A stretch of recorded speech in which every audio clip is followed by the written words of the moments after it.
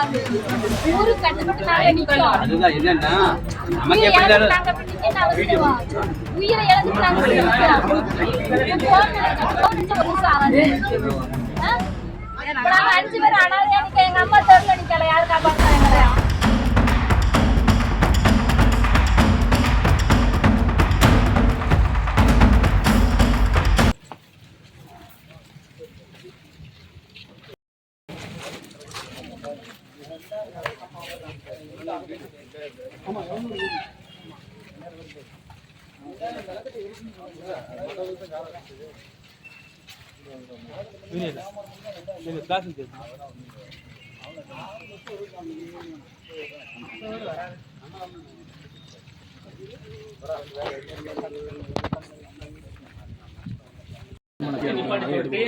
PCR வேற போட்டிருக்காங்க நம்ம பையன்.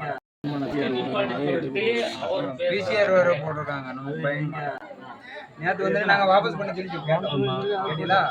எங்களை அனுப்புறதுக்காண்டி வாபஸ் பண்ணுன்னு சொல்லி பையங்களை வெளியே விட்டாங்க. ஆனா இப்ப அதை எப்படி ரினியூல் பண்ணது? இந்த வெளியே எடுக்கிறாங்க.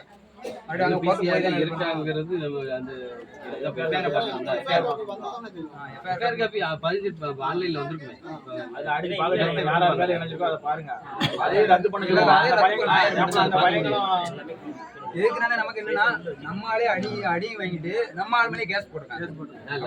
அவங்களுக்கு வந்து எந்த கேஸும் அவங்களுக்கு இருக்காங்க, அவங்கள வெளியே விடுறாங்க.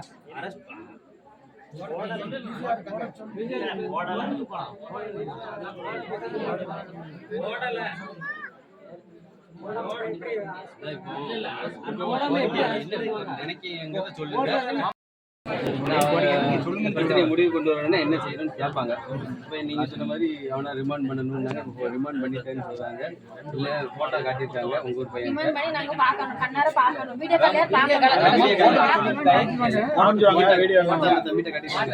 அது வீடியோவை எடுத்து அனுப்ப சொல்லியிருக்கேன். அதுதான் என்னன்னா நமக்கு எப்படி உயிரை இழந்துட்டாங்க.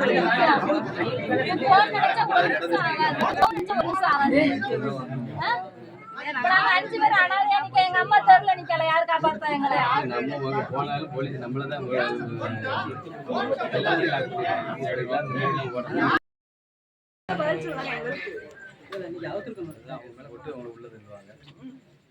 நாளைக்கு தான் நம்ம எப்படிங்கிறத அதிகாரி நம்ம பேச வருவாங்க. இப்போதைக்கு நீங்க என்ன நினைக்கிறீங்கிறத சொன்னீங்கன்னா நம்ம அதிகாரிகிட்ட பேசும்போது பார்க்கணும். ஆமா, நம்ம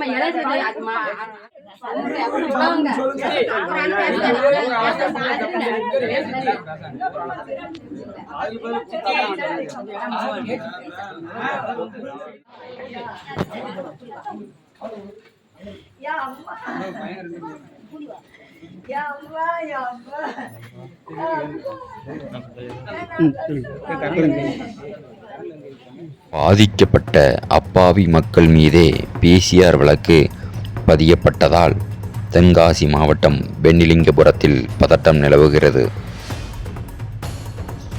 பாதிக்கப்பட்ட பென்னிலிங்கபுரத்து மக்களை பிஎம்டி மக்கள் பாதுகாப்பு இயக்க மாநில ஒருங்கிணைப்பாளர் பொன்ராஜ் தேவர் அவர்கள் நேரில் சந்தித்து ஆறுதல் கூறினார்.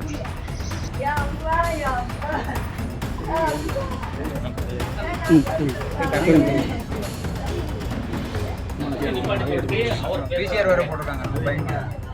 நேற்று வந்து நாங்க வாபஸ் பண்ண சொல்லி கேட்டீங்களா? எங்களை